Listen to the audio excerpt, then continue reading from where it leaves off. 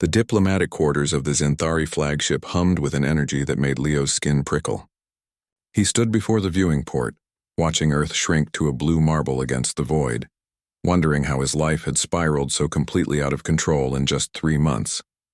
It had started simply enough. Leo was a xenobiologist, assigned to the first contact team when the Zenthari Armada arrived in Earth's orbit. The aliens were beautiful in an otherworldly way. Crystalline skin that shifted colors with their emotions, elongated limbs that moved with fluid grace, and eyes that held depths of intelligence humanity was only beginning to understand. The Zenthari had come seeking something humanity had never considered valuable: genetic diversity. Their species, having achieved near immortality through cloning, had hit an evolutionary dead end. They could no longer reproduce naturally, and each generation of clones was a perfect copy of the last, stretching back millennia. They were dying, not as individuals but as a species. Queen Ethera had been desperate. When initial compatibility tests showed that human and Zenthari DNA could theoretically merge, she had done something unprecedented. She created a clone of herself, not for succession but for experimentation. A perfect copy, but one without the title, without the crown. That clone had been designated Subject 741, though Leo had refused to call her that. He'd named her Lisa. Lisa had been designed to test human Zenthari hybridization. The project was clinical, sterile, scientific, except Leo had made the fatal mistake of seeing her as a person, not an experiment. They'd spent weeks together in the research facility, discussing poetry and philosophy, music and mathematics. Lisa was curious about everything human, and Leo found himself falling for someone who was, technically only 3 months old, but possessed the accumulated knowledge of a civilization millions of years older than his own. The pregnancy had been an accident or perhaps an inevitability. Human biology, it turned out, was more compatible with Zenthari physiology than anyone had predicted. Where Zenthari reproduction had become sterile and mechanical, human genetic chaos provided the spark of unpredictability their species craved. Lisa's womb, engineered for experimentation, had proven far more receptive than anyone imagined. The scandal had rocked both species. A human had impregnated the Queen's clone. The conservative faction of the Zenthari had called for Leo's execution. The human government had nearly recalled the entire diplomatic mission. But Queen Ethera herself had intervened, silencing all opposition with a single decree. She wanted to meet Leo. Personally. Now, as he stood in those diplomatic quarters, Leo heard the door chime. His heart hammered against his ribs. He'd faced the clone, but the original? The queen who had ruled for 10,000 years, who commanded a fleet that could glass Earth's surface without breaking stride. Queen Ethera entered without ceremony. She was identical to Lisa in every physical way. The same crystalline blue skin, the same elegant proportions. But where Lisa moved with wonder and curiosity, Ethera moved with the weight of empires. Her eyes, swirling with colors Leo couldn't name, fixed on him with an intensity that made him feel simultaneously significant and insignificant. Leo Martinez. Her voice resonated through the chamber, translated perfectly by the neural implant behind his ear. You have achieved what our greatest scientists claimed impossible. You have given my genetic duplicate a child that carries both our people's heritage. Leo swallowed hard. Your Majesty, do you love her? Ethera interrupted, stepping closer. Do you love my copy? The question hung in the air like a blade. Leo knew his answer could determine the fate of billions. Yes, he said simply. I love Lisa.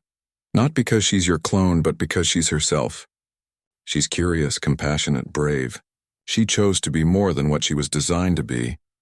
Something flickered across Ethera's face, an emotion her crystalline features struggled to express. Loneliness, envy? For 10,000 years I have ruled alone, the Queen said softly. I have been cloned 67 times. Each successor is me, perfectly preserved. My thoughts, my memories, my personality, unchanged across the millennia.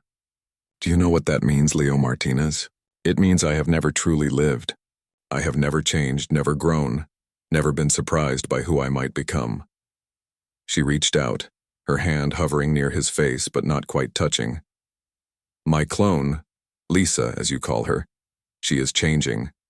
The pregnancy is altering her biochemistry, her neural patterns. She is becoming something new, something I can never be. And she is happy. Your Majesty, Leo began, but she silenced him with a gesture. The conservative faction demands I destroy this hybrid child and execute you both as abominations, Ethera continued. But they are fools clinging to a dead future. You have shown us the path forward. Not cloning, not stasis, but evolution, change, life.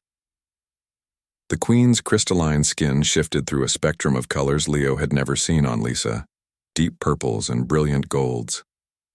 I want what my clone has, Ethera said, her voice carrying the weight of absolute authority and desperate vulnerability. I want to experience this transformation, this unpredictability. I want to become a mother, not through cloning, but through creation, through the chaos of genetic recombination that has kept humanity vital while we have stagnated. Leo's mind reeled. I want you to give me what you gave my clone, Ethera stated plainly. A child, a true child, born of two species carrying the best of both. Not a political alliance or a scientific experiment, though it will be those things too. But a chance for me to finally, after 10,000 years, change, to become someone new.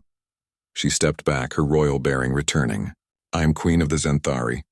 I do not beg, but I am asking you, Leo Martinez, to help me save my people, and perhaps, to help me finally live. Leo looked at this ancient being, this queen of stars, and saw the same desperate hope he'd first seen in Lisa's eyes, the same yearning for connection, for change, for life. I need to talk to Lisa first, he said carefully. This affects her too. For the first time, Queen Ethera smiled, a gesture of pure, genuine emotion. You are wise to honor her first. That is why I chose correctly. The council convenes tomorrow. They will decide the fate of your hybrid child with my clone. What I offer you is not just a personal request. It is political immunity, species-wide acceptance, and a future where humanity and Zenthari might truly become one. She moved toward the door, then paused. Lisa is fortunate. She was given the freedom to become. I have existed for 10 millennia, yet I have never truly been born. Perhaps it is time I was. As the Queen departed, Leo realized he wasn't just facing a diplomatic crisis or a personal dilemma. He was standing at the crossroads of two civilizations, holding in his very biology the key to humanity's greatest alliance, or its most catastrophic mistake. His communicator chimed. Lisa's voice, warm and familiar, filled the room. Leo, the medical team says our daughter is developing perfectly. She's going to have your eyes and my bioluminescence. Can you believe it? Leo smiled despite everything. I believe it, he said. And Lisa, we need to talk. About your queen, about the future, about us.